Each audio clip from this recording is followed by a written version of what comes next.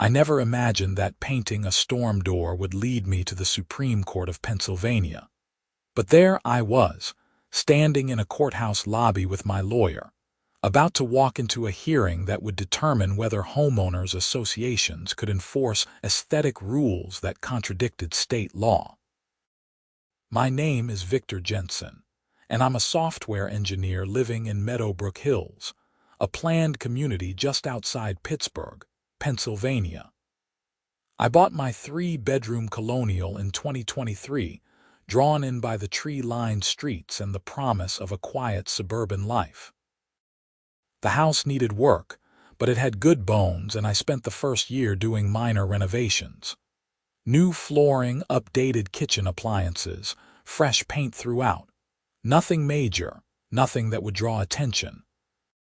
I kept to myself mostly, went to work, came home, and lived what I thought was a perfectly normal, unremarkable life. Then I installed a storm door. It was February 2025, and Pittsburgh winters are brutal. The cold wind would whistle through the gap around my front door, sending my heating bills through the roof. My neighbor, an older gentleman named Mr. Patterson, mentioned that a storm door had cut his energy costs by nearly 30%. That was all the convincing I needed. I went to Home Depot on a Saturday morning, picked out a solid storm door with a full-length glass panel that I could swap for a screen in summer, and spent the afternoon installing it. The door was navy blue. Not bright blue, not electric blue, just a deep, rich navy that I thought looked distinguished against my house's cream siding and burgundy shutters. It reminded me of my grandfather's house in Vermont, the kind of classic New England aesthetic that felt timeless and appropriate. I stepped back after tightening the last screw, admiring my handiwork. The door was level, it opened smoothly, and it looked good. Really good. 3 days later, I found the letter in my mailbox. It was on official Meadowbrook Hills Homeowners Association letterhead, with a return address that listed the management office on the other side of the development. I opened it standing right there at my mailbox, expecting maybe a reminder about trash pickup or news about the upcoming community meeting. Instead, I read, "Dear Mr. Jensen, it has come to the attention of the Meadowbrook Hills HOA board that you have installed a storm door in a color that is not compliant with our community aesthetic guidelines. Section 4.7 of the HOA Covenants, Conditions, and Restrictions states that all exterior doors must be painted in approved colors, which include white, black, forest green, or burgundy to match existing shutters. Navy blue is not an approved color. You have 14 days to repaint the door to an approved color or face fines of $50 per day until the violation is corrected. Please contact the board if you have questions. Sincerely, Brenda Whitmore, HOA President." I read it twice, then a third time. $50 per day for a door color. I had read through the HOA documents before buying the house, the same way everyone does, which is to say, I had skimmed them and figured I would be fine as long as I kept my grass mowed and didn't paint my house purple. I had no memory of any section about door colors. That evening, I dug out the massive binder of HOA documents that had been part of my closing paperwork. It took me an hour to find Section 4.7, buried in the middle of a 30-page document titled Aesthetic and Architectural Guidelines. Sure enough, there it was. All exterior doors were required to be white, black, forest green, or burgundy. The rule also covered garage doors, which had to be white or tan. Shutters could only be black, burgundy, or forest green. House siding could be white, cream, beige, light gray, or pale yellow. The list went on, covering everything from mailbox styles to the approved height of decorative grasses. I sat back, staring at the binder. The restrictions were extensive, far more detailed than I had realized, But what really bothered me was how arbitrary they seemed. Why those 4 colors specifically? Why not navy? Navy was a traditional color, conservative even. It was not like I had painted the door hot pink or covered it in polka dots. The next day, I called the HOA management office. A woman answered on the 3rd ring. Meadowbrook Hills HOA, this is Susan speaking. Hi, my name is Victor Jensen. I live at 847 Maple Ridge Drive. I received a letter about my storm door. Oh yes, the navy door. Let me pull up your file. I heard typing, then a pause. Yes, here we are. You installed the door on February 15th. The violation notice was issued on the 18th. Are you calling to schedule the repaint? Actually, I was calling to ask about the rule itself. I am curious why navy is not an approved color. It seems like a pretty standard, conservative choice. Susan's voice remained pleasant, but firm. The approved colors are listed in Section 4.7 of the guidelines. Those colors were chosen by the original developer when the community was established in 2018 to maintain a cohesive aesthetic throughout the neighborhood. Right, but who decides if those colors need updating? Navy is not exactly radical. Any changes to the guidelines would need to be proposed at a board meeting and voted on by the homeowners. You are welcome to attend the next meeting on March 5th and bring it up during the homeowner comment period. And in the meantime, the door needs to be repainted to an approved color within 14 days of the notice, which gives you until March 4th. If it is not in compliance by then, the daily fines begin. I thanked her and hung up, frustrated but not yet angry. I marked the March 5th meeting on my calendar and decided I would attend, explain my reasoning, and hopefully get the board to see that navy was a reasonable color that should be added to the approved list. I am a reasonable person. I figured they were reasonable people. We would work it out. March 5th was a Wednesday. The HOA meeting was held in the community center, a low brick building near the neighborhood's main entrance. I arrived at 7 in the evening to find about 20 other residents scattered around a room full of folding chairs. At the front, a table was set up with 5 people sitting behind it. Brenda Whitmore sat in the center, a woman in her mid-50s with short blonde hair and reading glasses hanging from a chain around her neck. She wore a blazer over a turtleneck and had the bearing of someone who took her volunteer position very seriously. The meeting began with roll call and approval of the previous meeting's minutes. Then came Treasurer's report, a discussion about repaving the community pool parking lot, and a reminder that the annual spring cleanup day was scheduled for April 12th. Finally, 45 minutes in, Brenda announced the homeowner comment period. I raised my hand. She looked at me over her glasses. Yes, you must be Mr. Jensen. I am, yes. I wanted to discuss the letter I received about my storm door, the navy door. She said it like I had installed a neon sign. Right. I understand that navy is not currently on the approved color list, and I wanted to propose adding it. It is a traditional, conservative color that fits with the neighborhood aesthetic. My door looks professional and well-maintained, and I think navy would be a good addition to the approved options. Brenda glanced at the other board members, then back at me. Mr. Jensen, we appreciate your input, but the approved color list was carefully chosen to ensure visual harmony throughout Meadowbrook Hills. We cannot simply add colors because individual homeowners prefer them. If we allowed navy, what's to stop someone else from requesting teal or purple? Teal and purple are not comparable to navy, I said, keeping my voice even. Navy is a standard color for front doors across the country. You can find it in colonial neighborhoods, Victorian neighborhoods, craftsman homes. It is not unusual or disruptive. One of the other board members, a man in his 60s wearing a cardigan, leaned forward. The point is consistency. We have 4 approved colors. That is enough variety. But why those 4 specifically? I asked. What makes forest green acceptable but not navy? Brenda's expression tightened.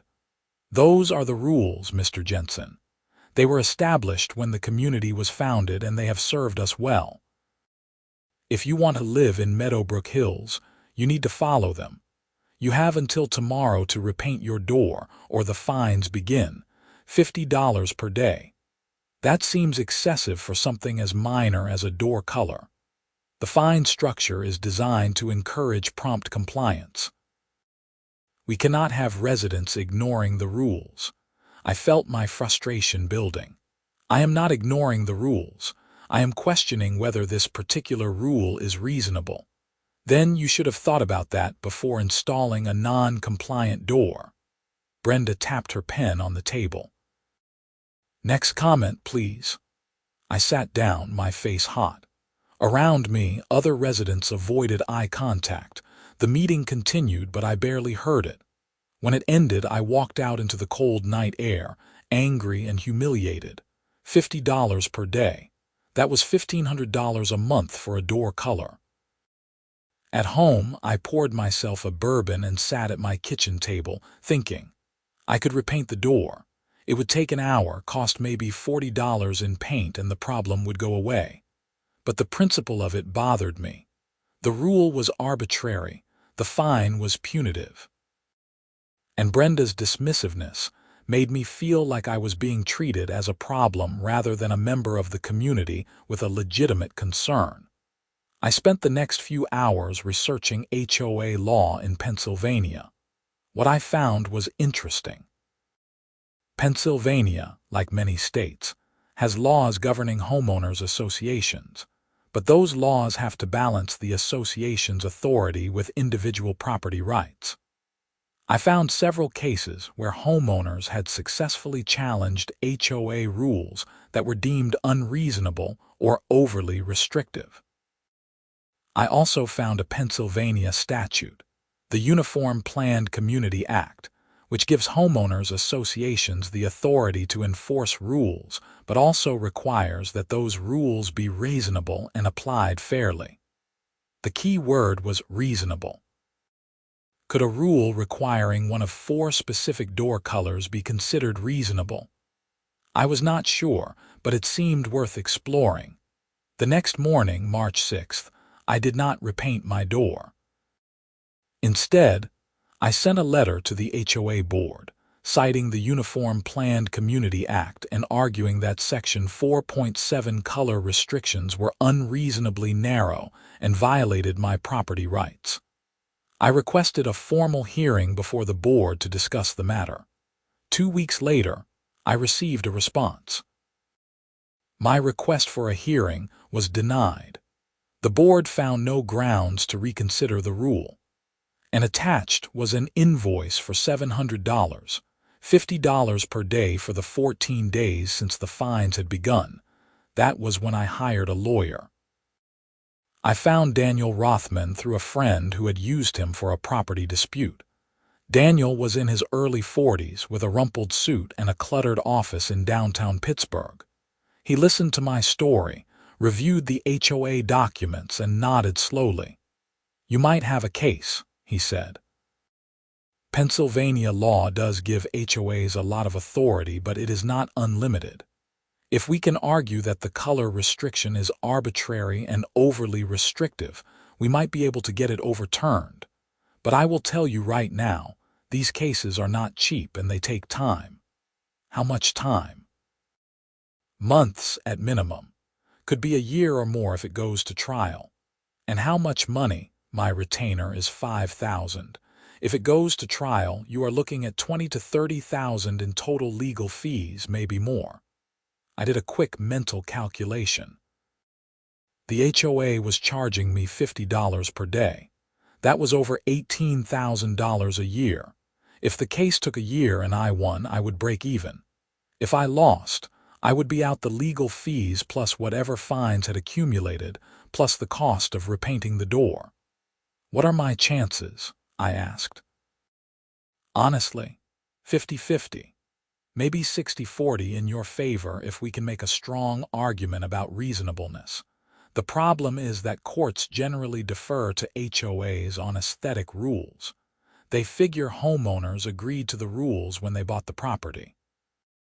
But there are exceptions, especially if we can show the rule serves no legitimate purpose or is applied inconsistently. Applied inconsistently, I repeated. What does that mean? It means if the HOA is enforcing this rule against you but ignoring other violations, that could work in our favor. Or if the rule itself is so restrictive that it essentially eliminates homeowner choice, that could be a problem too. I thought about the 4 approved colors: white, black, forest green, burgundy. Out of the hundreds of possible door colors available at any hardware store, homeowners in Meadowbrook Hills could choose from exactly 4. Let's do it, I said. Daniel smiled. All right then, let us give them a fight. The lawsuit was filed in early April. We sued the Meadowbrook Hills Homeowners Association, alleging that Section 4.7 of the Aesthetic Guidelines was an unreasonable restriction that violated Pennsylvania's Uniform Planned Community Act. We argued that the rule was arbitrary, overly restrictive, and served no legitimate community interest. We requested that the court invalidate the rule and award damages for the fines I had already accumulated. The HOA responded with a motion to dismiss, arguing that I had agreed to the rules when I bought the property, and that the association had the authority to enforce its covenants. Daniel filed a response, and in June, we had our first hearing. The hearing was in Allegheny County Court, in front of Judge Margaret Holloway, a woman in her 60s with gray hair and a no-nonsense demeanor. She listened as Daniel laid out our argument, then as the HOA's lawyer, a sharp-dressed man named Richard Kemp, presented the association's defense. Your Honor, Richard said, the rules are clear. Mr. Jensen purchased his home knowing that the community had aesthetic guidelines. He chose to violate those guidelines. The HOA has not only the right but the obligation to enforce them. If we allow Mr. Jensen to paint his door whatever color he wants, what is to stop every homeowner from doing the same? The entire purpose of the guidelines is to maintain property values and community standards. Judge Holloway looked at me. Mr. Jensen, did you read the HOA documents before purchasing the home? I stood. I did, Your Honor, though I will admit I did not memorize every detail. But even if I had, I believe the rule is unreasonable. Navy is a standard, traditional door color. It is not disruptive or garish. The restriction to only 4 colors is arbitrary. Arbitrary is not the same as illegal, the judge said. Homeowners associations have broad authority to set rules. Why should the court second-guess the association's decision? Daniel stood. Your Honor, the Uniform Planned Community Act requires that rules be reasonable. A rule that limits homeowners to 4 specific colors out of the hundreds available is not reasonable. It serves no legitimate purpose beyond aesthetic preference, and aesthetic preference alone is not sufficient grounds to override property rights. The judge considered this, then looked back at Richard. Does the HOA have evidence that allowing additional door colors would harm property values or community standards? We have testimony from the board president and several homeowners who support the existing rules, Richard said. But more fundamentally, Your Honor, the rules do not need to be justified on a case-by-case basis. They were agreed to by all homeowners when they purchased their properties.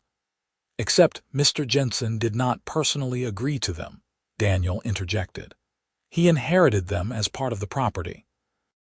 That is different from a contract that he negotiated and signed. Judge Holloway held up a hand. All right, I have heard enough for today. I am going to take this under advisement. I will issue a written ruling within 30 days. We left the courthouse, and Daniel clapped me on the shoulder. That went as well as could be expected. She is thinking about it, which is good. If she was going to dismiss outright, she would have done it today. 30 days later, Judge Holloway issued her ruling. She denied the motion to dismiss. The case would proceed to trial. I read the ruling in Daniel's office, my heart pounding. The judge wrote that while HOAs generally had broad authority, the question of whether this particular rule was reasonable was a factual issue that needed to be resolved at trial. She also noted that the Pennsylvania courts had recognized limits on HOA authority in cases where rules were overly restrictive or served no legitimate purpose. "This is huge," Daniel said. "She is taking us seriously. Now we need to build our case." Over the summer, we gathered evidence. Daniel hired an expert witness, a real estate appraiser named Dr. Linda Morrison, who testified that door color had no measurable impact on property values. We collected examples of other communities in Pennsylvania that allowed a wider range of door colors without any negative effects. We documented inconsistencies in the HOA's enforcement, including a house 3 streets over with a front door that appeared to be more of a teal than the approved forest green, yet had never been cited. The HOA, meanwhile, doubled down. They brought in their own expert, a community planning consultant named Robert Hayes, who testified that aesthetic consistency was crucial for maintaining desirable neighborhoods. They gathered statements from residents who supported the existing rules. And Brenda Whitmore herself prepared to testify about the importance of the guidelines. By September, my fines had reached over $10,000. The HOA had placed a lien on my property, which meant I could not sell the house without paying the debt. I was trapped, and I knew it. If I lost this case, I would be financially ruined. The trial began on October 14, 2025. The courtroom was larger than the one where we had the preliminary hearing, with wood-paneled walls and high ceilings. Judge Holloway presided again, and a small audience of Meadowbrook Hills residents filled the gallery.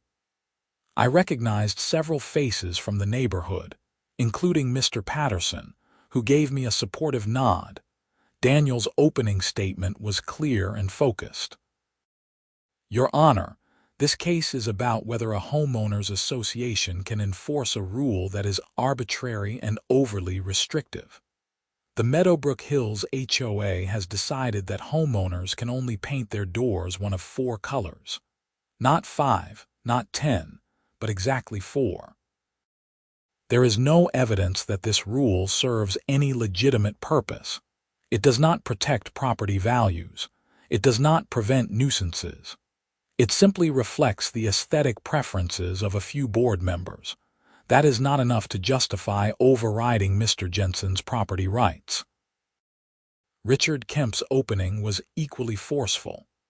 "Your Honor, this case is about whether people have to follow the rules they agreed to when they bought their property. Mr. Jensen knew about the guidelines. He chose to violate them. Now he wants the court to bail him out. But if we allow that, we undermine the entire concept of homeowners associations. Every rule could be challenged. Every restriction could be ignored. The result would be chaos." The first witness was Brenda Whitmore.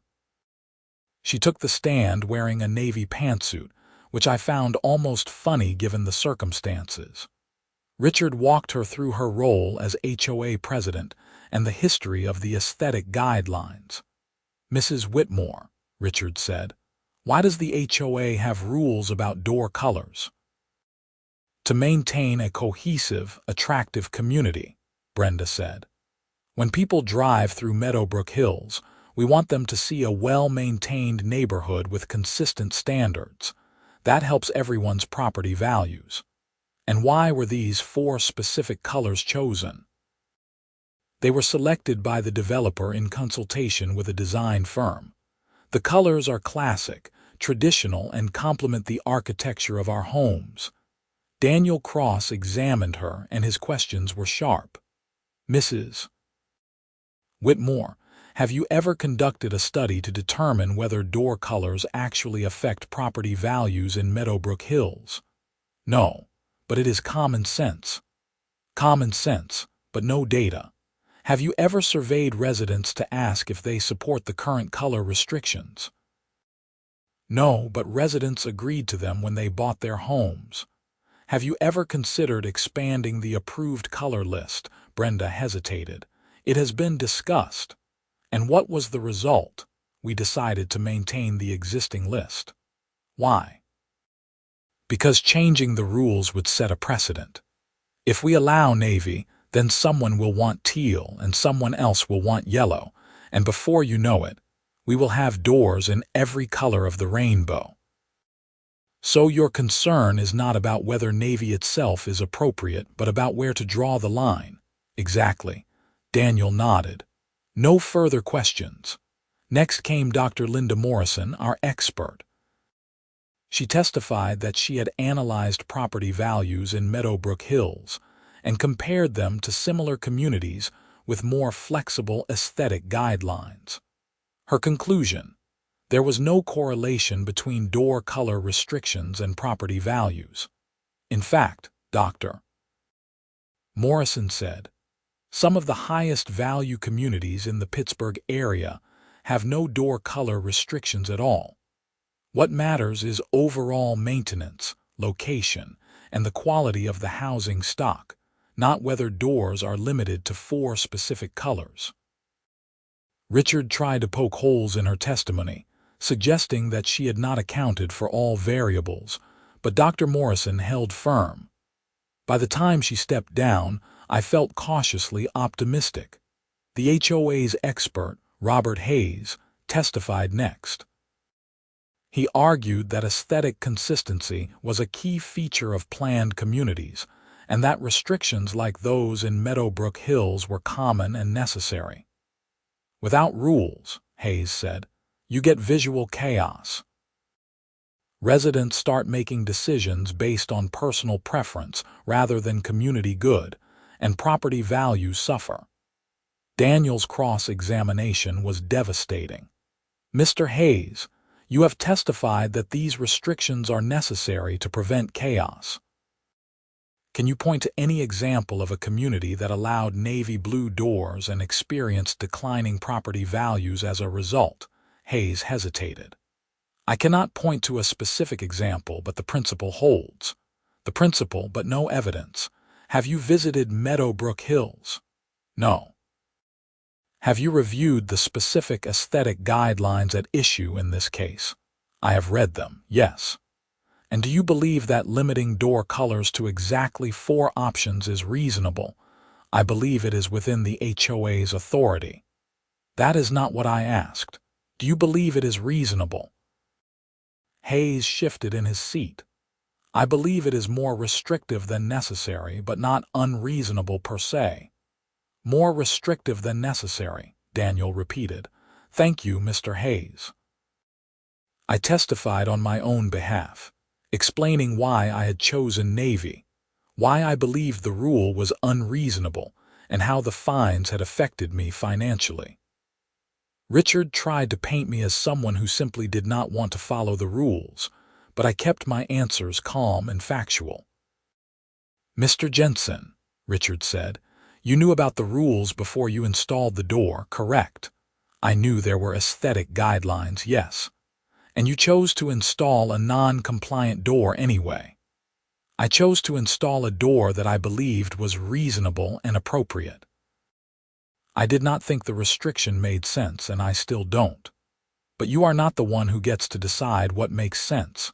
The HOA does. With respect, I disagree.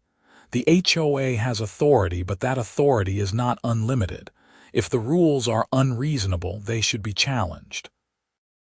The trial lasted 3 days. On the final day, both sides gave closing arguments. Daniel emphasized the lack of evidence supporting the HOA's position and the overly restrictive nature of the rule.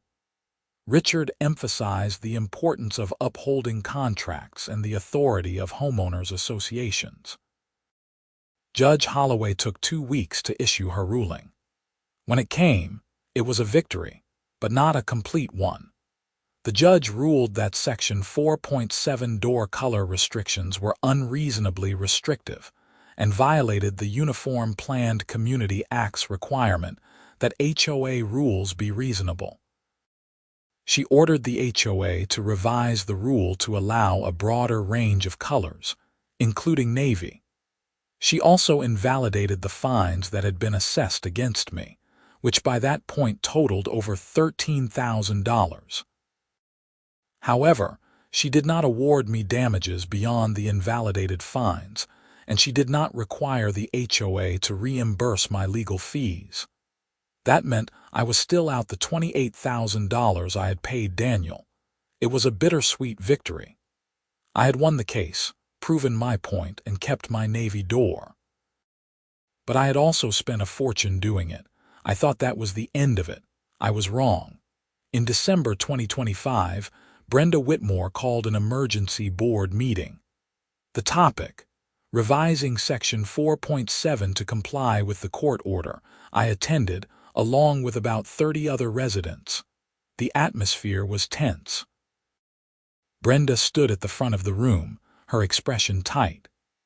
As you all know, the court has ruled that our door color restrictions are too narrow. We are required to revise Section 4.7 to allow additional colors. The board has discussed this, and we have come up with a proposal. She held up a sheet of paper. We propose expanding the approved color list to include navy, dark blue, medium blue, charcoal gray, and slate gray. That gives homeowners a total of 9 approved colors, which we believe is more than sufficient. I raised my hand. Why not just eliminate the restriction altogether? Brenda's eyes narrowed.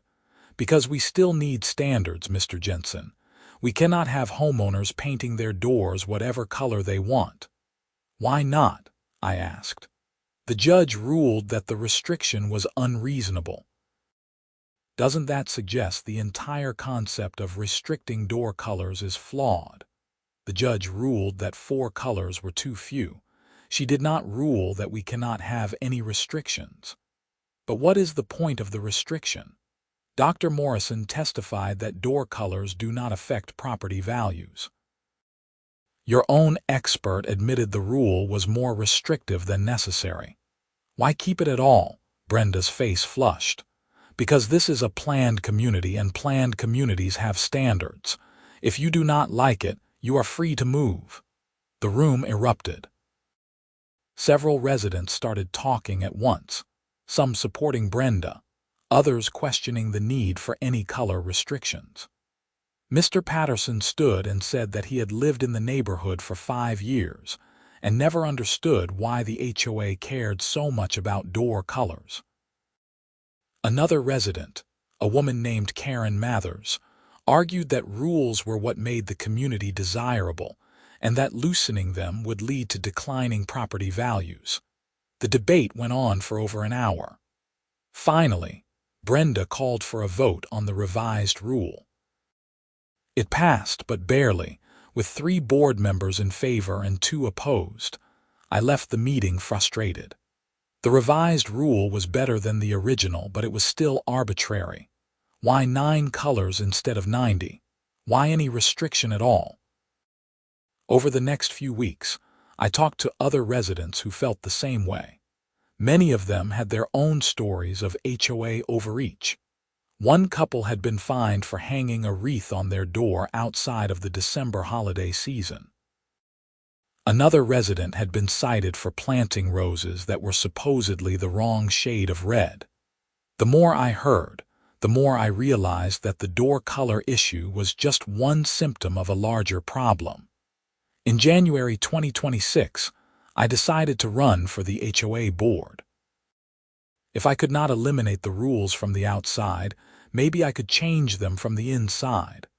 I gathered signatures to get my name on the ballot and started campaigning. My platform was simple: reasonable rules, fair enforcement, and respect for homeowners. Brenda, of course, was furious.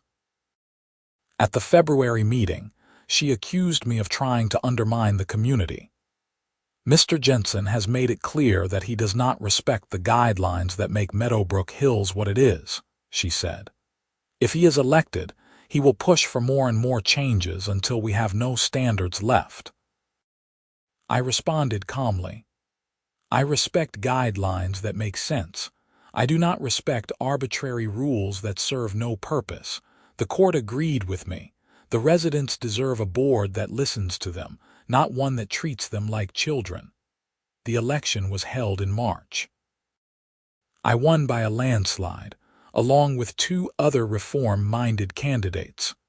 Brenda lost her seat. Within 2 months, the new board had revised Section 4.7 to eliminate the door color restriction entirely, replacing it with a simple guideline that doors should be well-maintained and in keeping with the overall character of the home. We also revised the fine structure, reducing penalties for minor violations and creating an appeal process for homeowners who felt they had been unfairly cited. We established clearer communication between the board and residents, including monthly newsletters and open forums where homeowners could voice concerns. The changes were not without controversy. Some residents, including Karen Mathers, complained that we were destroying the community's standards. But most people were relieved. Property values did not decline. The neighborhood did not descend into chaos. People simply had more freedom to make their homes their own. As for my navy door, it is still there, a reminder of the fight I went through to keep it. Every time I walk through it, I think about the principle that was at stake. It was never just about the color. It was about whether a homeowners association could impose arbitrary rules without any real justification, and whether individual homeowners had the right to push back. The answer, at least in Pennsylvania, is yes. Homeowners do have that right, and while the fight was expensive and exhausting, it was worth it. Because now, when someone in Meadowbrook Hills wants to paint their door a color that feels right for their home, they can. And that is how it should be. Looking back, I realize how much that storm door changed my life. It was supposed to save me money on heating bills, and instead, it cost me nearly $30,000 in legal fees.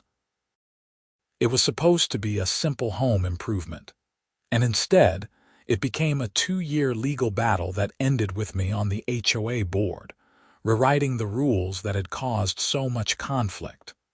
But I also gained something valuable. I learned that standing up for what is right, even when it is expensive and difficult, matters.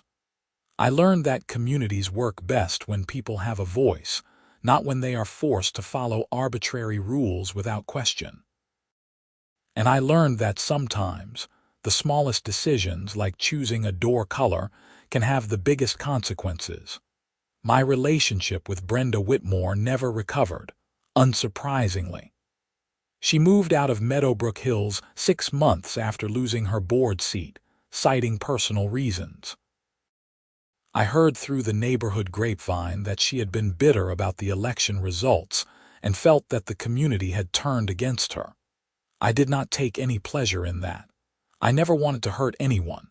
I just wanted to be able to choose my own door color. The lawsuit itself became something of a landmark case in Pennsylvania HOA law. Daniel told me that other lawyers were citing Judge Holloway's ruling in similar cases across the state. Homeowners in other communities were using it as precedent to challenge overly restrictive aesthetic rules. I received emails from people I had never met, thanking me for fighting the fight and asking for advice on their own HOA disputes. It was surreal. I had never set out to be any kind of activist or crusader. I was just a guy who wanted a navy blue storm door.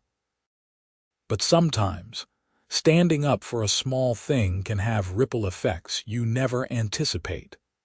The financial impact of the lawsuit took longer to recover from. $28,000 is a lot of money, especially when you are paying it out of your own pocket for something that should not have been an issue in the first place. I cut back on expenses, skipped vacations, and worked extra hours to build my savings back up. It took nearly a year to feel financially stable again. But the emotional impact was even more significant. The stress of the lawsuit, the constant worry about mounting legal fees, the feeling of being targeted by the HOA, all of it took a toll.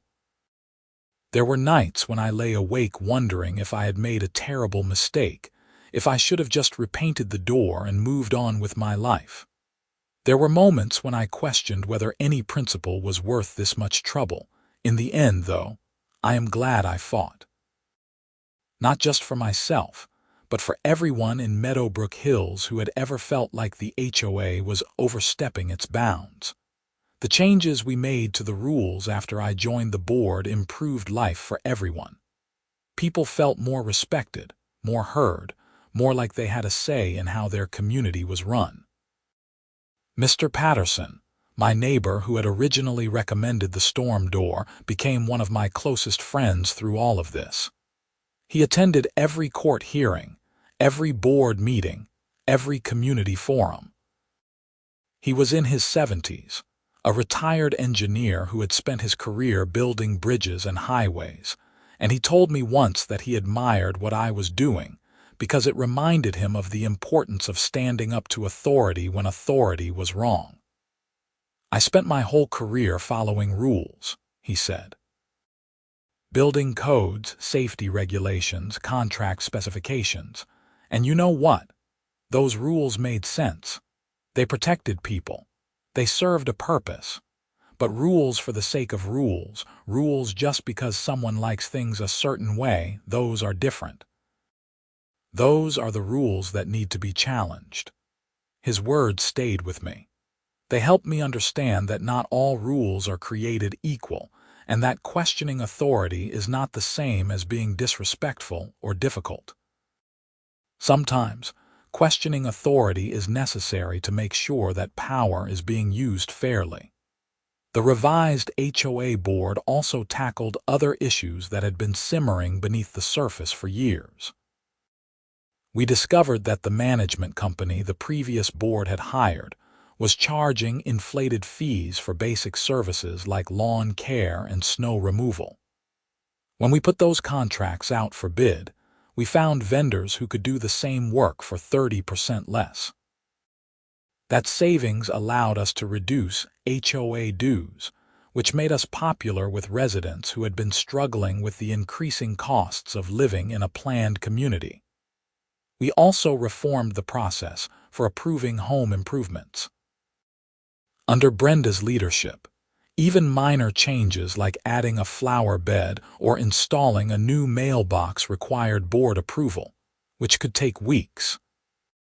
We streamlined the process, creating a list of pre-approved improvements that did not require board review, and we set a deadline for the board to respond to any request within 7 days. If the board did not respond within that time, the improvement was automatically approved. These changes were common-sense reforms, but they made a huge difference in how residents felt about the HOA. Instead of being seen as an overbearing authority, the board became more of a facilitator, helping residents maintain and improve their homes while still ensuring that the community looked good and property values remained stable. Of course, not everyone was happy. Karen Mathers, who had been one of Brenda's strongest supporters, continued to complain that we were destroying the community. She sent lengthy emails to the board, arguing that the loosening of aesthetic rules would lead to an influx of poorly maintained homes and declining property values. She circulated a petition calling for a special election to recall the new board members, but it failed to gather enough signatures. I tried to reach out to her, to explain that our goal was not to eliminate all standards, but to make sure the standards we had were reasonable and fair. She refused to meet with me. In her mind, I was the villain, the person who had undermined everything she valued about Meadowbrook Hills. I understood her perspective, even if I disagreed with it. For people like Karen and Brenda, the strict rules were not just about aesthetics. They were about control, about creating a world that felt orderly and predictable. In a chaotic, uncertain world, the HOA rules gave them a sense of stability, a feeling that at least in this one small corner of life, things could be exactly as they wanted them. But for people like me, those same rules felt suffocating. They turned homeownership, which should be about freedom and personal expression, into a series of restrictions and limitations. They made people feel like tenants rather than owners, subject to the whims of a board that often seemed more interested in enforcing rules than in serving the community. The challenge, I learned, was finding a balance. Communities do need some rules. They need standards for maintenance, for safety, for ensuring that one person's choices do not negatively impact their neighbors. But those rules need to be reasonable. They need to serve a legitimate purpose, and they need to be applied fairly. That was the lesson I took from the whole experience. It was not about eliminating all rules or turning the community into a free-for-all. It was about making sure the rules made sense and that homeowners had a voice in shaping them. By the summer of 2026, life in Meadowbrook Hills had settled into a new normal. The revised aesthetic guidelines were in place, the reformed approval process was working smoothly, and the reduced HOA dues were saving residents money. I was halfway through my term on the board, and I was already thinking about whether I wanted to run for re-election. Part of me wanted to step back, to return to the quiet, unremarkable life I had been living before the storm door incident. Serving on the board took time and energy, and there were still people like Karen who viewed me with hostility. It would be easier to let someone else take over, to focus on my job and my hobbies and my personal life. But another part of me felt a responsibility to see the work through. We had started something important, a shift in how the HOA operated and how it related to residents. If I stepped down, there was a risk that the old guard would regain control and undo the changes we had made. I did not want that to happen. In the end, I decided to run for re-election. So did the other two reform candidates. We ran on a platform of continuing the work we had started, of making Meadowbrook Hills a community where people felt respected and heard. We won again, though by a smaller margin this time. The opposition, led by Karen and a few other die-hard supporters of the old rules, had organized and put up a real fight, but we prevailed. As I sat at the first board meeting of my second term, looking around at my fellow board members and the residents who had come to observe, I felt a sense of accomplishment. It had been a long, difficult journey from that first letter in February 2025 to this moment in March 2026. But we had changed things. We had made a difference, and it had all started with a navy blue storm door. The legal precedent set by my case continued to reverberate beyond Meadowbrook Hills. By late 2026, I started hearing about other HOAs in Pennsylvania revising their aesthetic rules, often preemptively, to avoid lawsuits. Some communities eliminated color restrictions entirely. Others expanded their approved lists significantly. A few, stubbornly, kept their restrictive rules in place and ended up in court, where they usually lost. Daniel Rothman called me one day to tell me that he had taken on 3 more cases similar to mine, all involving HOA aesthetic rules that were arguably unreasonable. He said my case had given other homeowners the courage to fight back, and had given lawyers like him the legal ammunition to win. "You started something, Victor," he said. "This is bigger than just your door." I did not know how to feel about that. On one hand, I was proud that my fight had helped other people. On the other hand, I wished it had never been necessary. I wished HOAs across the country would just use common sense and treat homeowners with respect, so that lawsuits like mine would not be needed. But wishing does not change reality. The reality is that HOAs, for all the benefits they can provide, also have a tendency to overreach. They attract people who like rules and control, and those people often end up on boards where they can impose their preferences on everyone else. Without pushback, without people willing to stand up and say this rule does not make sense, those tendencies go unchecked. That is why cases like mine matter. They set limits. They remind HOAs that their authority is not absolute and that homeowners have rights too. They create a legal framework that other people can use to protect themselves. As I write this, it is early 2027. I am still living in my house at 847 Maple Ridge Drive, still serving on the HOA board and still walking through my navy blue storm door every day. The door has become something of a local landmark. New residents sometimes ask about it, and when they do, I tell them the story. Usually, they are shocked that something so trivial caused such a massive conflict, but they also understand the principle at stake.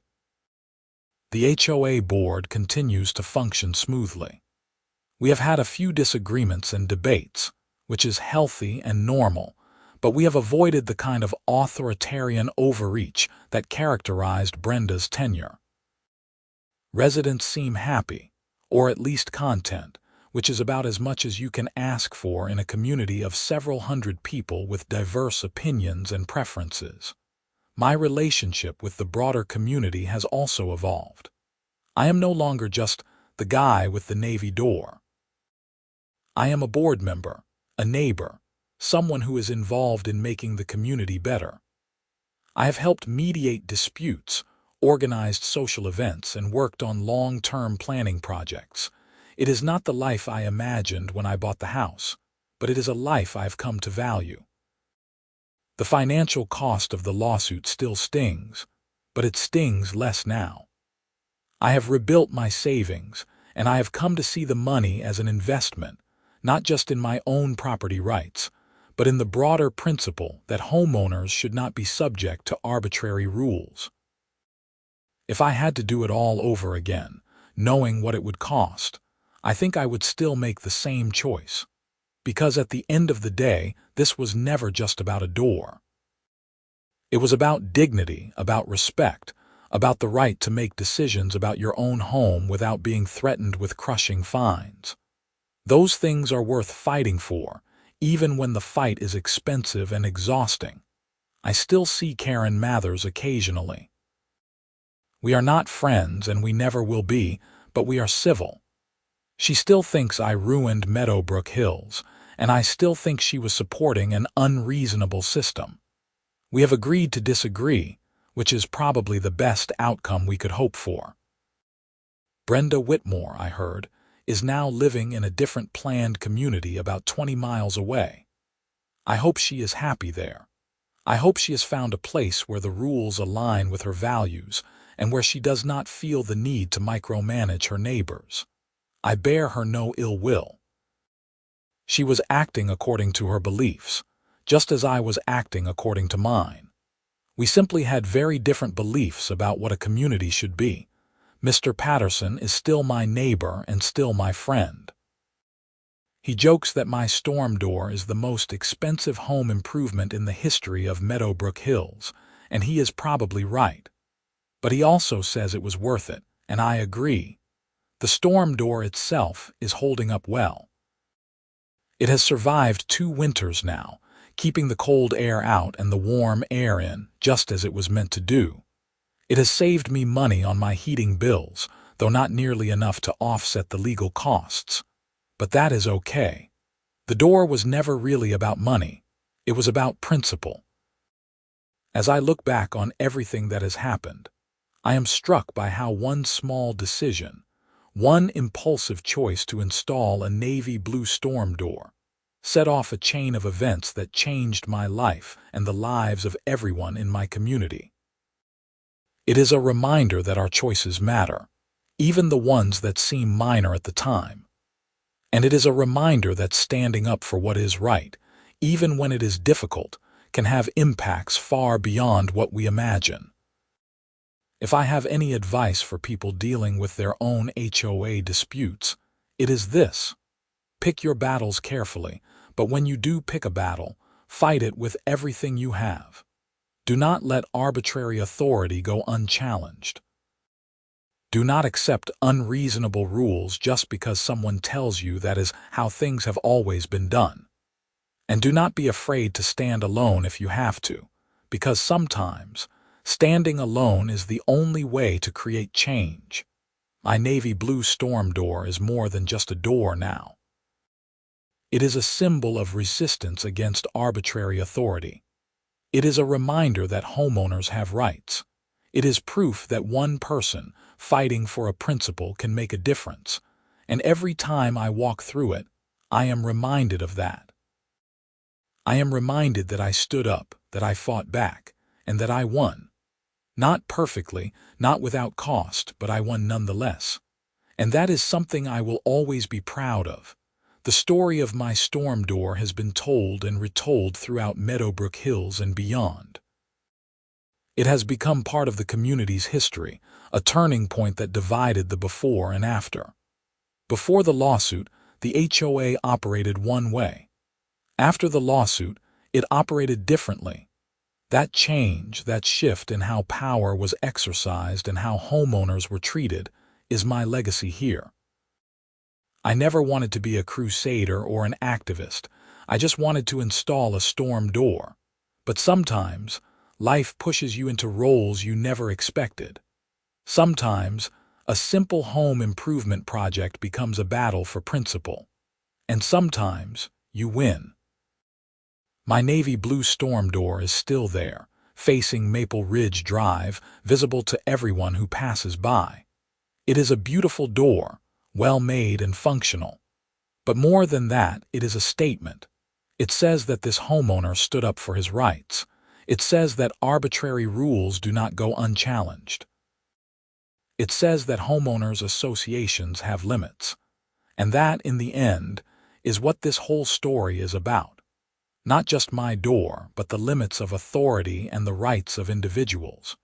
It is about the balance between community standards and personal freedom. It is about the importance of questioning rules that do not make sense.